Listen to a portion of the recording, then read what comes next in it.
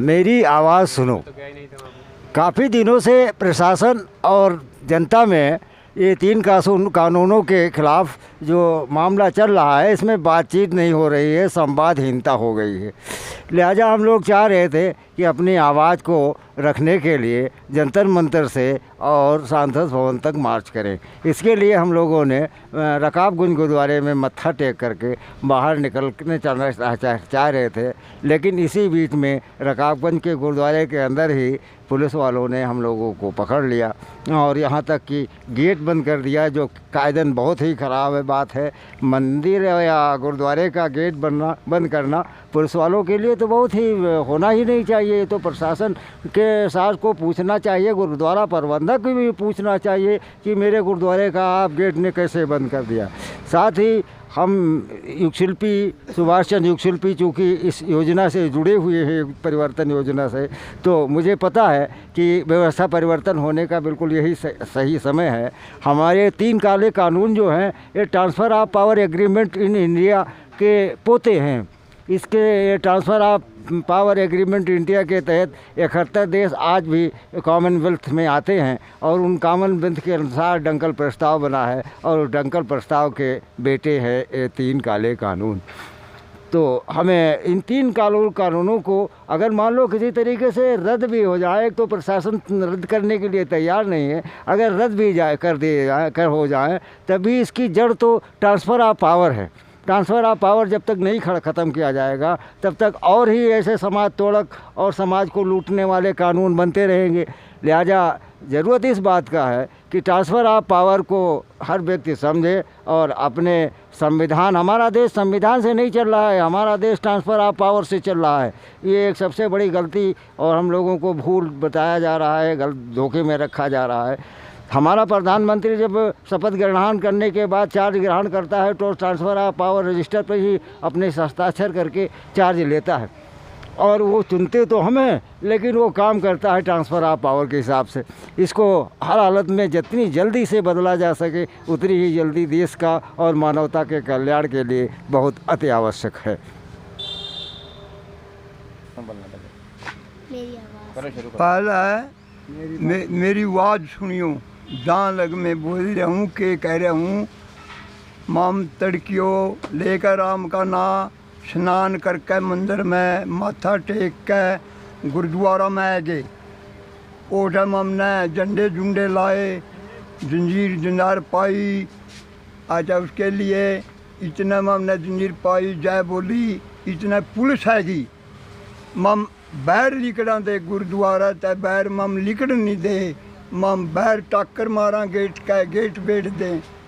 आप सोचते एक धक्का देगा गेट दे। ममने मारा या के गुना आया, मम भारत के लिए मरण दे रहे हैं। ममने कोई पैसे की गर्द नहीं, कोई कहीं की ज़मीन पे यूँ मारी पे धक्का कर रहा, कहने पे मकाना पे भी यूँ टैक्स ला देगा।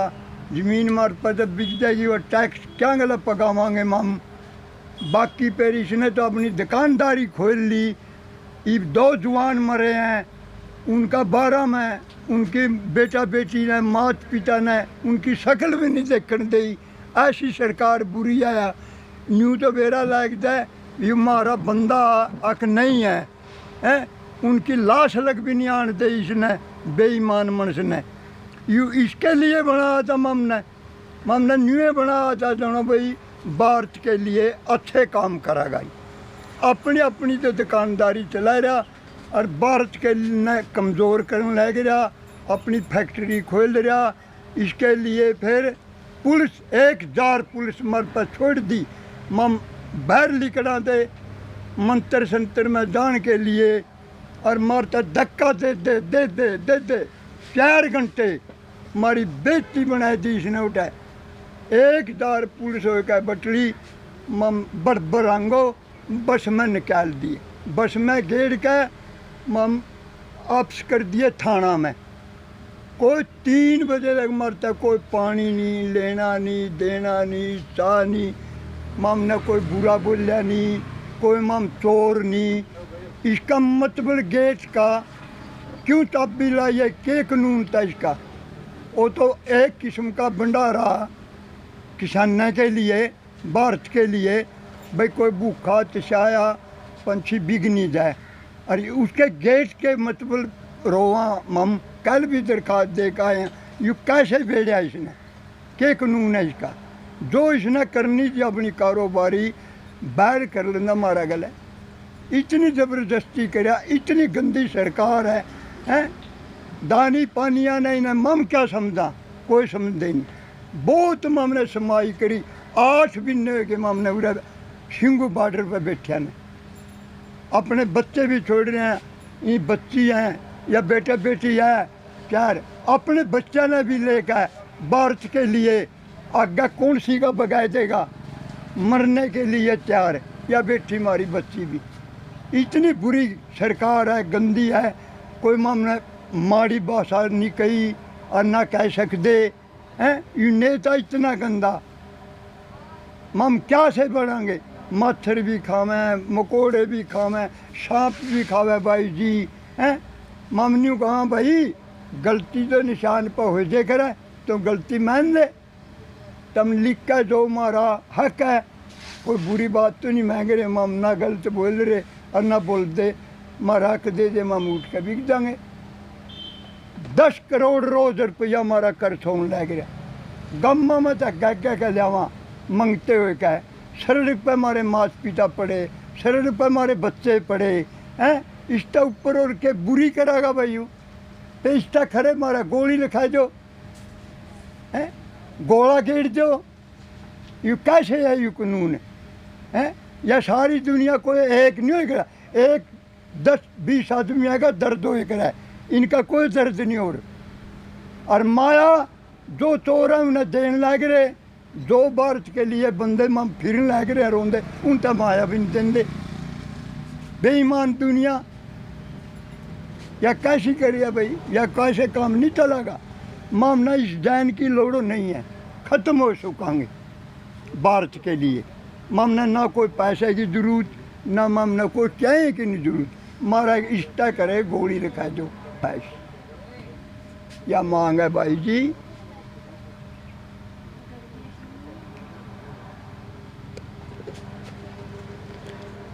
वाहिगुरु जी का खालसा, वाहिगुरु जी की फतेह।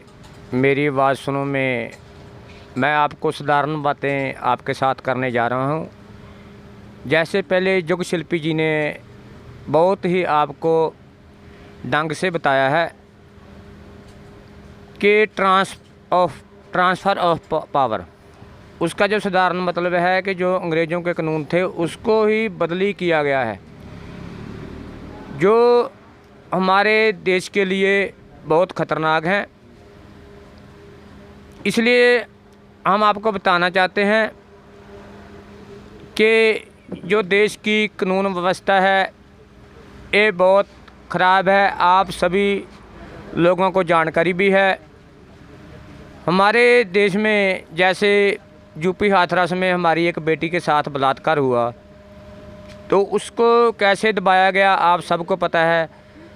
और भी कई ऐसे काम हैं जो आप सभी लोगों को पता है, ज़्यादा बताने की ज़रूरत नहीं है।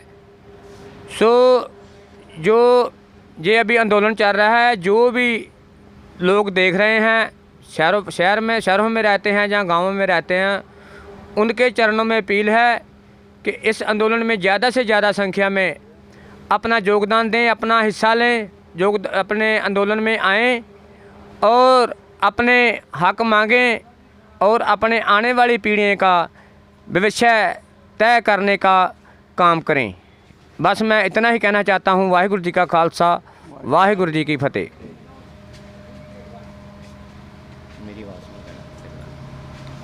वाहिगुरु जी का खालसा, वाहिगुरु जी की फतेह। मेरे प्यारे साथियों, जहाँ तक मेरी आवाज़ जा रही है, मेरी आवाज़ पहुँच रही, मेरा आपसे ये दरख्वास्त है कि स्वतंत्र भारत के हम सब लोग गणतंत्र लोग हैं।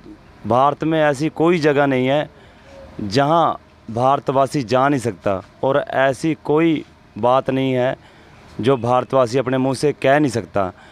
ये मोदी सरकार ने अपनी सुरक्षा के लिए पूरी प्रशासन पुलिस को पूरी आर्मी को अपनी ही सत्ता की सुरक्षा के लिए लगाया हुआ है।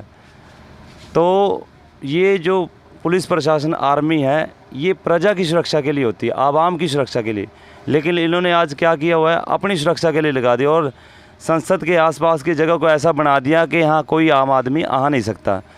धारा 144 लगा दी। भारत में आज़ादी के बाद ऐसी कोई जगह नहीं है जहाँ भारतवासी जा नहीं सकता, वहाँ बैन है जाना। तो हमें आर्टिकल 19 कै के तहत अभिव्यक्ति की आज़ादी हम बोल सकते हैं, वो बोलने भी नहीं दिया जा रहा। पहले ये हमारे जो सिखों का झंडा है, निशान साहब इसको बोल रहा था, इसको इन्होंने खालिस्तानी का झंडा बताया और बदनाम किया। अब ये तिरंगा लेके हम निकले रकाबगंज गुरुद्वारा से, वो तिरंगा भी दबाया गया।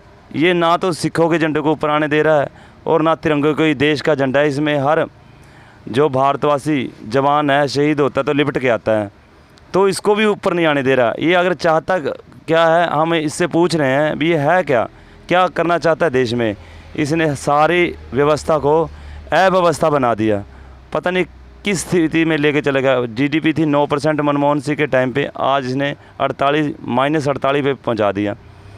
तो ये देश की बर्बादी में लगा हुआ है, देश को आबाद करने में इसने कोई भूमिका नहीं निभाई।